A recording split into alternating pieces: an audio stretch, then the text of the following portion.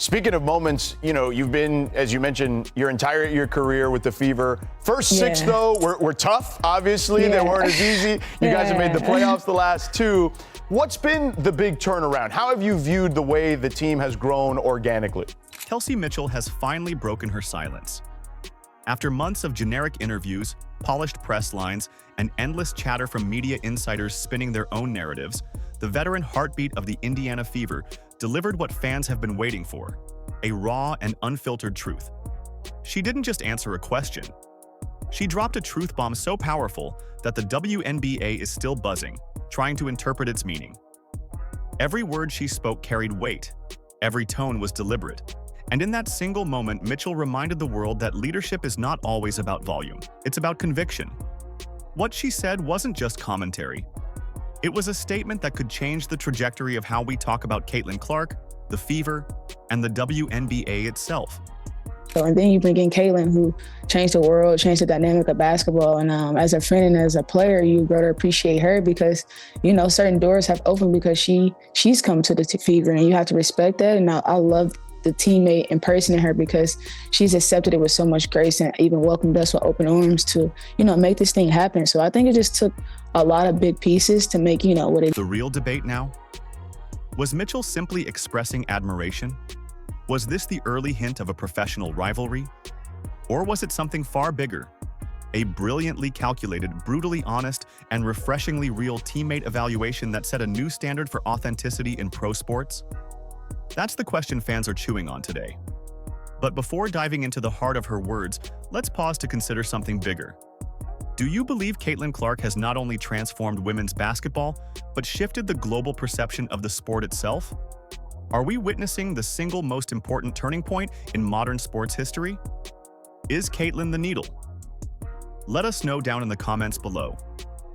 You've changed the world in so many ways. You've done it with so much grace. And I'm so happy to take the floor with you, to be a part of this experience. I want to tell you to give yourself some grace, kid. You've done a lot of things that not a lot of people can do. And from me to you, I'm always going to be a fan. I'm always going to be in your corner. I'm always going to be in your backcourt. That's the magnitude of the question Mitchell's comments have forced onto the table. And it's why the Fever star's voice carries so much weight. Because here's the truth. Mention the Indiana Fever anywhere, anytime, and you already know what's coming next. The Clark question. It's as inevitable as the sunrise. Doesn't matter if the player is talking about a defensive scheme, their favorite pregame meal, or the weather outside. Eventually, the conversation turns. But what about Caitlin? It has become the unavoidable orbit of Indiana basketball. And this time, the player forced to answer wasn't some role player. It was Kelsey Mitchell. But you've been with Indiana through the thick and thin. You've been with them since, like we was talking, like we about to go get our rhythm on Indiana. You've been there, you stuck through until now being in the semifinals. What does that feel like? And for people watching, like girls, boys, if they athletes, not athletes, what does it feel like to stick through something and now see it come into full fold? And that matters more than people realize. Mitchell isn't just another name on the roster. She is the franchise's survivor. For years, she was the lone flame flickering in the dark, dragging Indiana through seasons so bleak they were practically unwatchable. This is the same Mitchell who carried a roster that won just 5 games in an entire season. The same Mitchell who endured a revolving door of coaches, 5 and 8 years, while opponents treated games against Indiana as a night off, a chance to pad stats and rest their stars. She was the one who had to shoulder the losses, deliver the polite cliches to the press, and pretend there were building blocks after another 24-point blowout. That was her reality. She wasn't playing basketball, she was pushing a boulder uphill every night. You guys have made the playoffs the last two. What's been the big turnaround? How have you viewed the way the team has grown organically? Oh, man, I think a big shout out to the organization taking time to rebuild. I think our draft picks ended up coming big. Lexi Hall was a big draft pick, and then you get Kaylin, and then you get AB. And so you accumulate that together with, my experience and having to, go through a couple things before they got there. I think it was just like a match made in heaven, really, because I was, still at a young age to really, vibe and get to know these players for who they were. And then you bring in Kaylin, who changed the world, changed the dynamic of basketball. And as a friend and as a player, you grow to appreciate her because, certain doors have opened because she's come to the Fever, and you have to respect that. So when she finally opens up about Caitlin Clark, it's not just lip service. This isn't a hollow, she's great, she helps the team type of soundbite. Mitchell isn't in the business of rehearsed PR fluff. What she gave us was raw, authentic, and sharpened by years of surviving in the league's basement. And the result? She validated what everyone can see but few have dared to say out loud. Caitlin Clark hasn't just changed the Fever, she's transformed the entire basketball ecosystem. Mitchell's exact words hit like a tectonic plate shift. She said, "Clark has changed the world, changed the dynamic of basketball itself."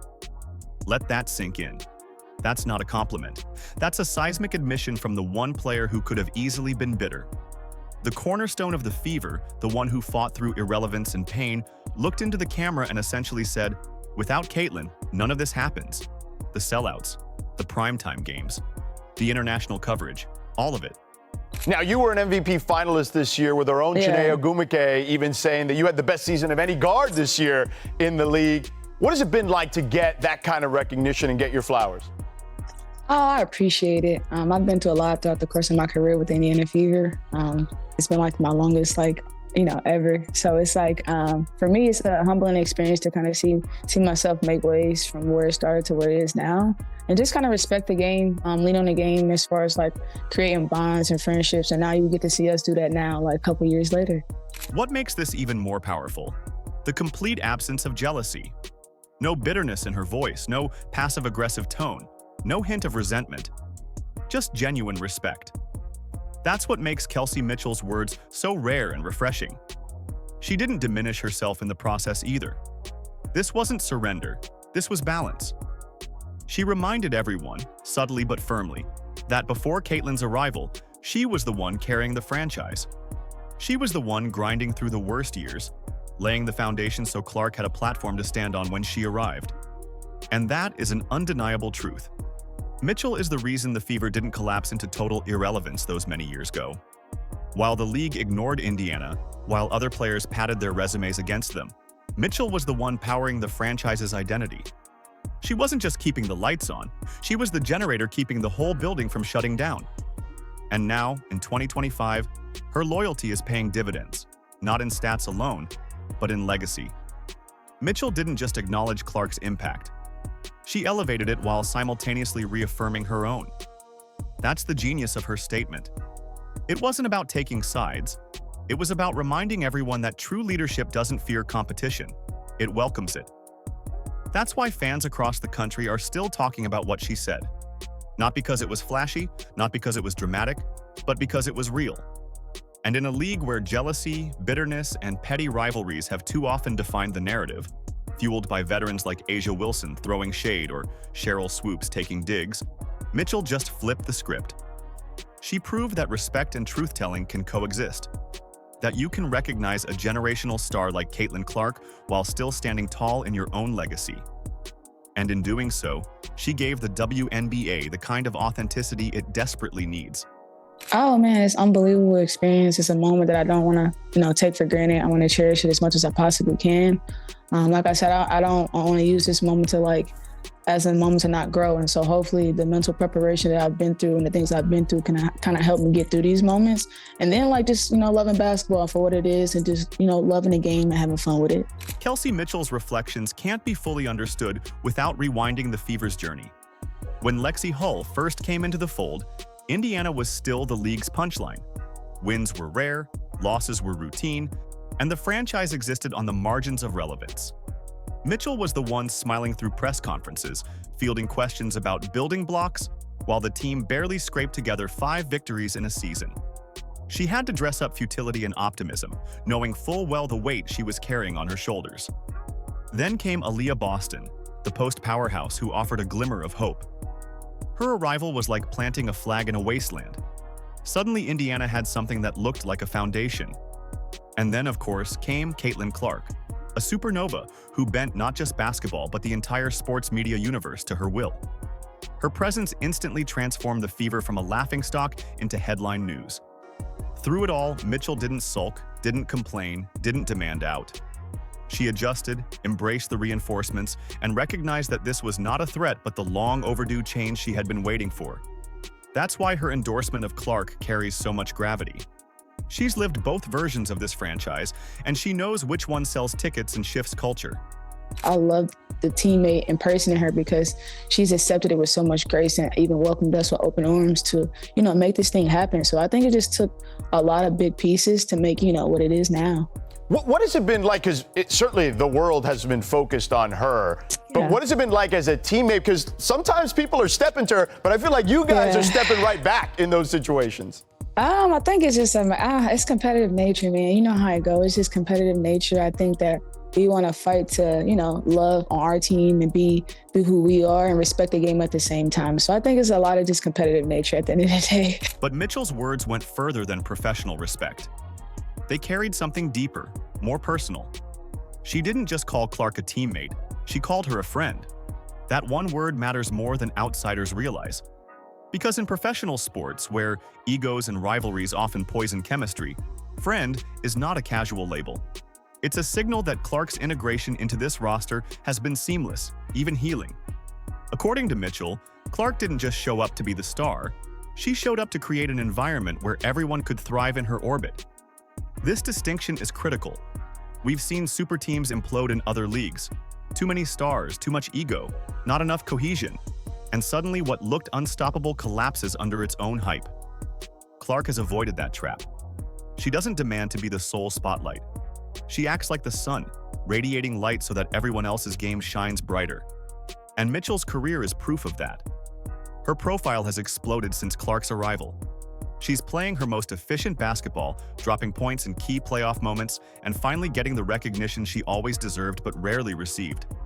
Without Clark, Mitchell might have remained the best-kept secret in the WNBA. With her, the nation is paying attention. And Mitchell doesn't just accept that dynamic, she respects it. Prior to game one, I saw Caitlin posted she was fined $200 by the league for stepping on the court. So was there like a locker room pool for her there, or did she take care of that herself? Man. I'm pretty sure somebody took care of it for her. I love it because as much people don't know this about Caitlin, but she has an unbelievable funny sense of humor. And so I think the tweet was the tweet, but you just have to know CC to know that it's just nothing but love coming from that kid, and her energy and her effort to just kind of support our team is just her way of doing it. One story Mitchell shared illustrates this bond perfectly. Caitlin Clark's fine tweet. After joking on social media about being fined, Clark's lighthearted jab sent pundits into overdrive. Critics twisted it into arrogance, classlessness, or immaturity. But inside the Fever locker room, it was comedy gold. Players laughed, they loved it, and Mitchell revealed that it showcased Clark's humor, something the public rarely sees through all the pressure and headlines. That story drew a clear line between perception and reality. Outsiders saw controversy, teammates saw character. Mitchell's takeaway was simple: relax. It's just Caitlin being Caitlin, and that's the telltale sign of a healthy locker room. If Clark were resented, that tweet would have ignited drama. Instead, it became another example of team chemistry flourishing under her presence. Which brings us to the most intimidating revelation for the rest of the league: the Fever's emerging Fab Four. Mitchell, Clark, Boston, and Hull. Together, they're not just a playoff team, they're the blueprint for a dynasty, and Mitchell didn't mince words about her commitment. She hinted that she'd take a pay cut if it meant keeping this core intact. In today's sports landscape, where getting the bag is the unspoken rule, that kind of declaration is almost revolutionary. It signals that Mitchell understands the bigger picture. Indiana has something historic on its hands, and she'll sacrifice personally to keep it alive. Why such loyalty? Because Mitchell sees the writing on the wall. The Fever are no longer the league's doormat. They're the storm sweeping through it. With Clark's stardom, Boston's dominance in the post, Hull's grit, and Mitchell's lethal scoring, This team has a foundation drenched in both talent and chemistry. What they're building isn't just about this season's playoff run. It's about creating a culture, rewriting the WNBA hierarchy, and shifting Indiana from punchline to powerhouse. And look, you guys have been plagued with injuries, including to Caitlin, Yeah. but you have the best sideline in the league, I feel like, right now. What does it mean to get that support during the postseason from the crew? Oh man, it's unbelievable. And I think the best part about it is that we have vet experience when it comes to Sydney Carlson, and she's a winner and she's a champion. And then you have people like Caitlin, who's a PG and can pass the ball. And so when I come on the sideline, I get feedback from some of the best players in the league. And so I don't take those moments for granted either, because I feel like it's a chance to see the game in a different route, and I get to talk to them from a level of just them having confidence in me to make plays. So I love it. It's a good experience to have. And yes, cynics might scoff at the idea that friendship could be the engine of a championship team. But the results speak for themselves. Mitchell believes in it. Clark fuels it. Boston anchors it. Hull embodies it. Together, they've taken a franchise long associated with futility and turned it into must-see TV. The Fever are no longer hoping for respect. They're demanding it and earning it every night. Mitchell's comments, then, were not casual praise. They were a manifesto. She was saying, in no uncertain terms, that Caitlin Clark has fundamentally altered the trajectory of women's basketball, and that she, Kelsey Mitchell, is all in on being part of that revolution. There was no hint of jealousy, no bitterness over the shift in attention. Instead, there was gratitude, motivation, and an unwavering sense of partnership. That's rare in sports. And it's exactly why Indiana feels different right now. The broader WNBA should be terrified. Because while Commissioner Kathy Engelbert and jealous veterans like Asia Wilson and Cheryl Swoops spend their time downplaying Clark's impact or stirring unnecessary resentment, Indiana is building something real, something sustainable. Something that fans can rally around not just for a season, but for a generation. Mitchell has declared her allegiance, and it's not to the league's old guard. It's to the future, embodied by Caitlin Clark and a Fever squad ready to dominate. The bottom line? Kelsey Mitchell didn't just endorse Caitlin Clark. She embraced her, validated her, and vowed to build alongside her. That's not just respect, that's alliance. And in doing so, she's laid down a gauntlet for the rest of the league. Either acknowledge what's happening in Indiana, or get left behind watching the Fever rewrite history. Because if Mitchell, Clark, Boston, and Hull remain united, the WNBA doesn't just have a contender to deal with. It has a problem, a dynasty in the making, and a warning shot fired straight at its old power structure. What do you think of Mitchell and Caitlin's friendship? Let us know down in the comments below. Like, subscribe, and turn on all notifications so you never miss out. Click the video on the screen, and we will see you in the next one.